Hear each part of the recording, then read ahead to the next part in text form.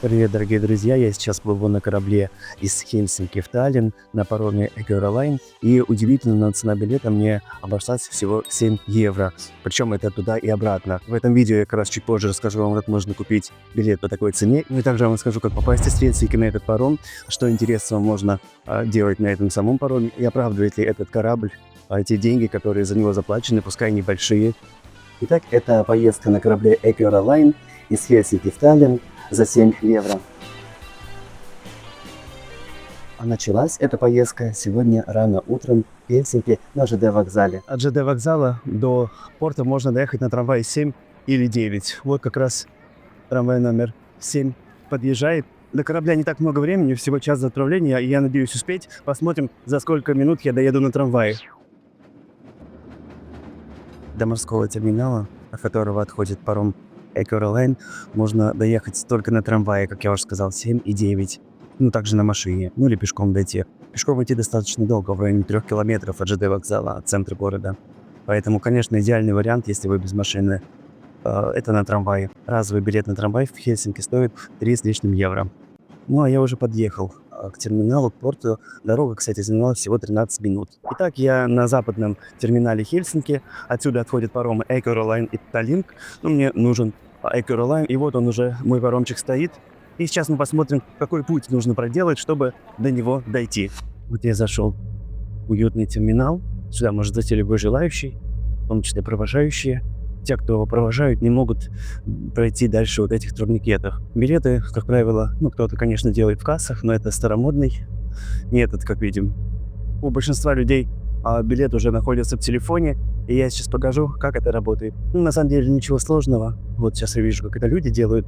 Они просто прислоняют к валидатору свои аппараты телефона, где в виде QR-кода билет, и проходит. Ничего сложного, сейчас я так сделаю. Как видим, совершенно ничего сложного. Я прошел турникеты, никто ничего не проверяет, ну а я тем временем поднимаюсь на эскалаторе вверх. Интересно, это единственный турникет по пути. Вот я внутри так называемого зала ожидания, и видим много людей. Утро. И также видно, что огромная очередь, ну не огромная, а большая достаточно очередь стоит вот у второго блока турникетов в ожидании, когда можно будет проходить. Это значит, что я не опоздал. Смотрите, какая красивая зима, какая красивая погода. Легкая дымка, вот он, корабль. Я, кстати, вышел, знаете, куда? Это площадка для курения. Я не курю, и, кстати, вам не советую. Она сейчас запорошена снегом, и только часть площадки открыта.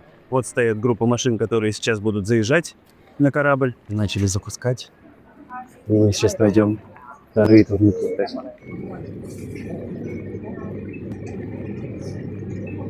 Второй турникет пройден, и я прохожу на корабль. Собственно, очень удобно Хельсинки сделан, не надо идти ни по каким большим трубам. Вот вся труба, которую надо пройти, это вот это расстояние 5 метров. И вот, собственно, вот это расстояние тоже метров 10. Время пути от начала терминала до входа в корабль занимает от силы 5 минут. Если это бегом делать, можно и за 3 минуты. Но это если опаздывать. Хоть опаздывать нельзя. На билете написано, что за 40 минут уже нельзя будет попасть на корабль, но практика показывает, что это время не 40 минут, а 30 минут. То есть корабль проверяется в 9:00. Если вы придете в 8:29, то вы попадете, а если вы придете в 8:31, то вас уже не пустят. Я зашел на кораблик. Очень уютно и хорошо. Кораблик, хочу сказать, что очень даже неплохой. Я на 6-м этаже.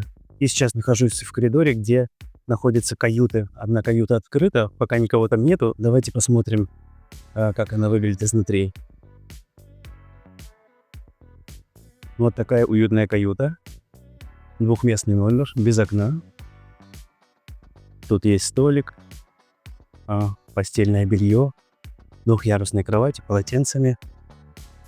Есть тут также туалет, раковина. Очень удобный номер. Ну, по-моему, очень даже уютненько. Кого мы видим в зеркале? Это человек, который без билета зашел в чужую каюту.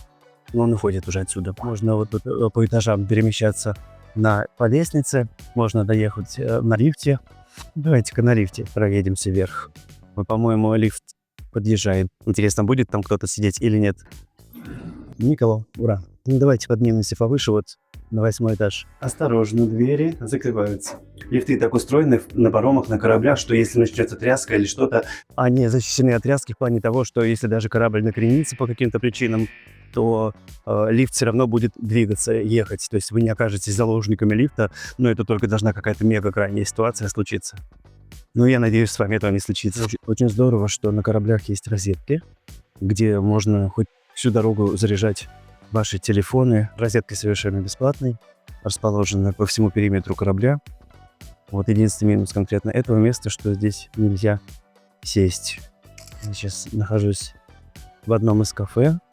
Кстати, вопрос, да, нужно ли что-то покупать в кафе, чтобы вот занять столик? Нет, не обязательно, потому что столики рассчитаны на любого желающего, и любой желающий может хоть компании, хоть как сесть и даже вздремнуть, если это удастся. Давайте посмотрим на цены. Видим, что маффины стоят 2 евро 80 центов. Какие-то старые фрукты по 1 евро за штуку.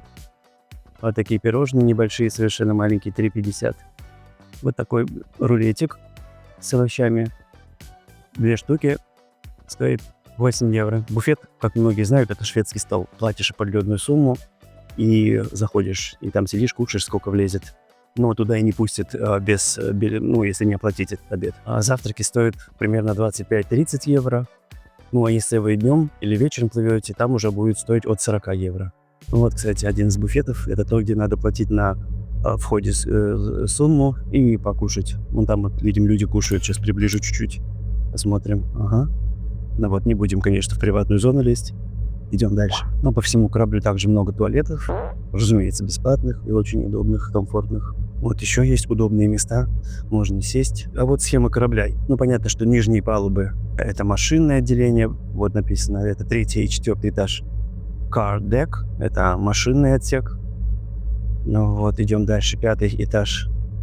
Платформа, где можно спуститься, подняться к машинному отделению. Ну или выйти из него. Ну а дальше идут вот 6 и 7 этажи. Это каюты. Да, тут даже можно посчитать количество таких кают. Да, есть конференц-зал на 6 этаже. Стойка информации. Вот магазинчик, мы тоже туда сейчас сходим. Ну а 8 и 9 этаж — это всякие кафешки, зоны отдыха и прочее. Это мы тоже познакомимся. Вот, кстати, общая схема, где более все компактно видно, кто что и где, какие бары, какие рестораны. Вот и паром называется Финляндия. Красиво, оригинально. Здесь находится зал игровых автоматов. Чуть позже здесь будет народ. В корабле, кстати, есть магазин сумок, он сейчас закрыт.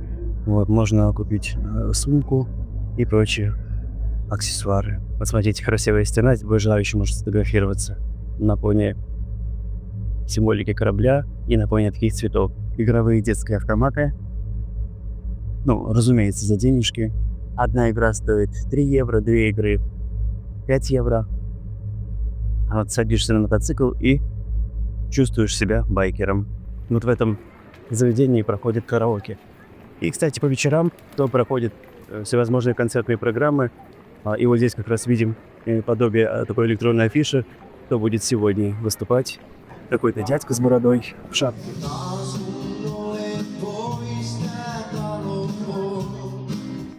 Вот алкогольный бар. Можно что-то прикупить здесь, в этом достаточно красивом, кстати, баре. Вот передняя часть корабля. Днем и по вечерам здесь, на этой сцене, проходят концерты. Кстати, играет очень знаменитая финская группа. Зимой очень много столиков свободных, и можно сесть там, где душа ляжет. Моя душа сейчас ляжет вот на тех столиках, уютных, мягких. И я какое-то время проведу здесь. Кстати, 9 этаж корабля сегодня почему-то не работает, кроме солнечной палубы, куда мы сейчас поднимемся. И там нас ждет очень интересный сюрприз. Я нахожусь на так называемой солнечной деке. Солнечный этаж, солнечная палуба. Но сейчас она, конечно, не такая солнечная, но все равно здесь здорово. Ну, посмотрите. Посмотрите. Это же нереально красиво. Льдины. Удивительный пейзаж. Это можно бесконечно наблюдать. Эту красоту. Вспоминается мультик «Мама для мамонтенка». Именно на такой льдине на одной из таких льдин, вот как вот эта, которая вот внизу большая, плыл мамонтенок домой в поисках мамы. Ну, я, конечно, своей маме тоже хочу передать привет, и не только маме, но и папе, и всем-всем-всем, и Наташе. Очень надеюсь, что когда-нибудь с ними мы тоже совершим какой-нибудь круиз по морю. Это было бы здорово. Ну, а сейчас я расскажу вам, как можно недорого приобрести билет на такую вот поездку. Обычная цена билета на такой паром на человека, на взрослого составляет где-то примерно 21-22 евро. Ну, конечно, в сезон каникул, Рождества и каких-то праздников цена билета еще больше завышается, но есть некоторые лайфхаки, которые можно воспользоваться, чтобы купить, вот как я, недорогой билет. И один из них, это стопроцентный, и он сработает абсолютно у любого. Главное, зарегистрироваться на сайте Ecoraline. Пройти регистрацию, этот процесс займет буквально 2-5 минут, недолго, ничего сложного.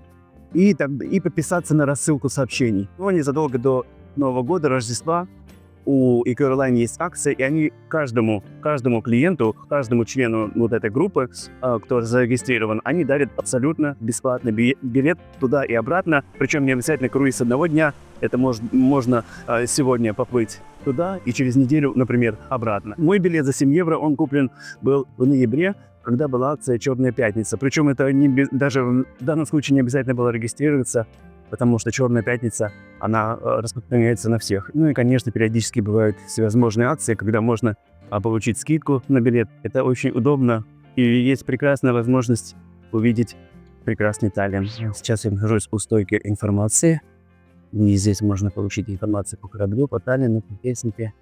Вот можно взять бесплатные брошюры. Нет, это не бесплатно, это книги. Можно купить здесь кроссворды, газеты. Ну и, конечно, здесь можно попросить или взять бесплатную карту того города, куда вы плывете. Вот я вижу карту Таллина. Бесплатная карта Таллина, можно ее взять. Это очень удобно. Здесь неподалеку от стойки с информацией есть магазин, маркет. Осторожно, двери открываются. Вот первое, что мы видим, это парфюм. Женский, мужской. Здесь, кстати, у каждого вида, у того или иного флакона, у того или иного товара есть так называемые тестеры. То есть можно попшикать на бумажку, на руку, абсолютно бесплатно. Причем вне зависимости от стоимости самого флакона, да, то есть относительно дешевые духи и дорогие духи, у каждого есть тестер, и многие этим пользуются, чтобы попшикаться. Здесь видим сувениры, начинается зона алкоголя. Смотрите, столичная водка, вот мой любимый город. Шоколадки и конфеты, как выходим. Поездка на пароме заняла всего 20 с лишним часа, буквально 2 часа 20 минут, и вот я уже выхожу. И давайте засечем время, за которое я выйду с терминала, пройду все эти трубы, вот которые там вот вы видите. Таллин, конечно, это очень и очень хорошо. Кстати, паром останавливается вот в этом месте, и здесь вот торговый центр Наутика, где есть супермаркет Риме, очень хорошее место. И здесь также есть старинные здания, но там находится алкогольный магазин, недорогой. И, кстати, кто когда-нибудь плавал на кораблях, знает, какая огромная толкучка образуется в момент, когда двери еще даже не открыты, и когда их открывают, и в этой толпе идти не очень-то приятно. Но видите, я иду один, я просто подождал 10 минут, пока все вышли. Это очень удобно. Дорогие друзья, мы в Таллине. Вот такой огромный корабль, который даже не помещается в кадре. Это корабль, это... Как это называется? Эскалатор, который идет горизонтально, у него же есть какое-то название, я забыл. В свое время здесь были таможенные будки, но, к счастью, времена поменялись. И теперь спокойно заходим, откройте нам дверь. Спасибо. И вот я в Таллине, ура! Я в Таллине, и мы вдыхаю этот эстонский приятный воздух. Но это уже другая история. В моих следующих видео вы можете увидеть, где можно покушать недорого, где можно погулять, что можно посмотреть. Очень интересный сюжет про центральный рынок, который нас вернет в 90-е годы. Эти видео вы можете увидеть вот по этой ссылочке, когда они будут готовы. Я дошел всего лишь за каких-то тоже 5 минут. как и в Хельсинки, но это благодаря тому, что я шел без толпы. Если бы это было в толпе, то это 10-15 минут, которые кажутся вечностью. И вот я, дорогие друзья, в Таллине, здесь не так холодно, но я шапку все равно одену, все-таки -4. Я очень рад, что вы были со мной в этом круизе. Напишите, пожалуйста, вы когда-нибудь плавали вообще из Хельсинки в Таллин или из Таллина в Хельсинки, и на каком вы корабле плавали, и что вам понравилось на этих кораблях. Но еще интересно узнать, какие места в Таллине вы хотели бы посмотреть, если вы там еще не были, или если вы в этом городе уже были, будет здорово. Ну а пока можете посмотреть мои другие видео про Эстонию, про Финляндию на моем канале. И спасибо вам за этот просмотр. Пока, до встречи.